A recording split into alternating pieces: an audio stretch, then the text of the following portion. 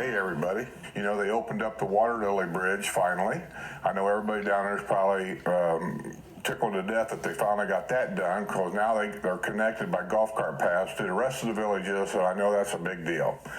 They got their grocery store open, the Publix grocery store. I know that's a big deal. I'm waiting for them to get that golf cart store open up down there, because that's important for them also. The big three right there is because that means a gas station will be there for their golf carts, and they won't have to worry about driving, I don't even know how far it is, 3 or 4 miles or so, depending on where you live down there, to get golf cart gas or chuck it home in a golf gas can or whatever they're doing, I don't know, because a lot of people want golf cart gas. They don't want to run regular gas. I run regular gas. I'm going to tell you why. This is a question I got. I probably shouldn't answer it here, but I'm going to real quick. It's information that new people should know. I learned this actually not that long ago, and I didn't know. Regular gas was with ethanol, and I've never had a problem. The reason why I think I've never had a problem is I virtually drive my golf cart every day, so the gas is constantly flowing through the system. And I was talking to somebody that is a golf cart mechanic, and he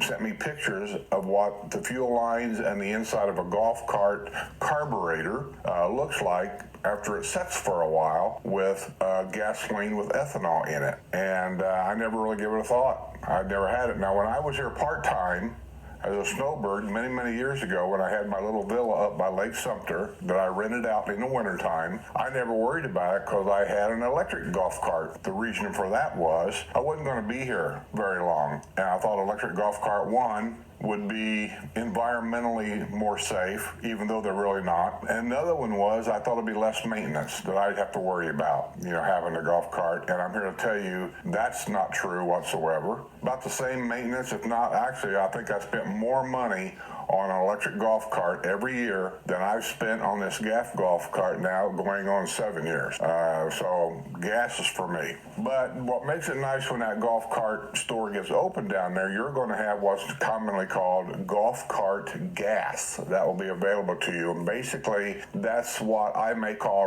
real gas. There's no ethanol in it. So the reason why that's important is if you're a snowbird and you're going to leave, there's 2 things you have to worry about in that golf cart sitting there for 6 months until you get back. One is the gas inside that golf cart. If you don't treat it with something that you know will work, then I just simply say, make sure you got a full tank of regular golf cart gas. Run it around the neighborhood a little bit, make sure it's all in the fuel lines, it's all in the carburetor, and you can park it for 6 months and you're probably going to be fine because there's no ethanol in it. That don't mean you won't have problems if something happens. I'm just saying this comes from the mechanic. He said that's the way to do it. The second thing is that if it sits for long periods of time on your concrete garage floor, your tires can develop a flat spot. And the best way to really take care of that, and I don't know if any of you is even interested in doing it, this comes from the mechanic also, is to actually put the golf cart up on blocks so that all 4 tires are in the air and not touching the ground. I can see where I could do that, but I can also see where some people with maybe mobility problems, they're not going to be able to do that. So you just take your chances, I suppose. And then the other thing you have to worry about when you're going to be going for 6 or 7 months at a time is the battery. I mean, I had battery problems in an electric cart, and I had regular liquid acid batteries. They were golf cart batteries, but they were liquid acid batteries. I had 8 of them. And the batteries in the heat of the summer, I don't know what the heat does.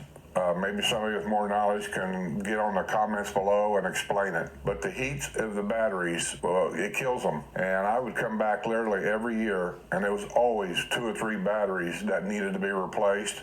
But here's the problem with that. When I would call Battery Boys, which is a common place here, or some other place to bring me golf cart batteries, and they'd test them all, every one of them told me the same thing. I know it's true because I had a semi-truck and they always had 4 to 6 batteries in them, and it was the same thing there also with those batteries. But when you got 1 or 2 batteries that's going bad, you really need to change them all because the bad batteries will actually draw the juice out of the good batteries when it sets, and it could cause all the batteries to go dead or just go bad. So when you have 8 batteries and you go to change them, I mean, if you get good batteries, I think mine, labor and everything, and I would change all the battery cables too.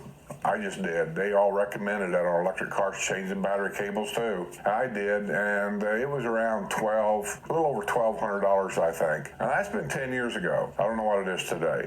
And you may get a deal today. Lithium batteries, if you're getting these newer golf carts, the lithium batteries are outrageously expensive. Now, I know a lot of people probably don't think about it and don't really care, but I do know lithium batteries also last longer. I got an RV, and a lot of people that boondock a lot, and people that RV knows what I mean by boondocking. They will have a couple of solar panels, and they'll have a couple of Battleborn, usually lithium batteries, and they're about the size of a regular 12-volt battery. And the one battery will cost you an average $900 and some for one battery, and that don't include anything else. And by talking to Battleborn, I asked them, can I charge those batteries with a regular battery charger? And they told me it was not recommended. So with a lithium battery, I don't know if you have to have a special battery charger for them, or can you just plug it in the wall of your house? And if you can plug it in the wall of your house, I wouldn't go up north for 6 months and leave it plugged in the wall of my house. That's how house fires start. You never know what's going to happen. So, I mean, it's up to you what you want to do, but those are things you will have to worry about.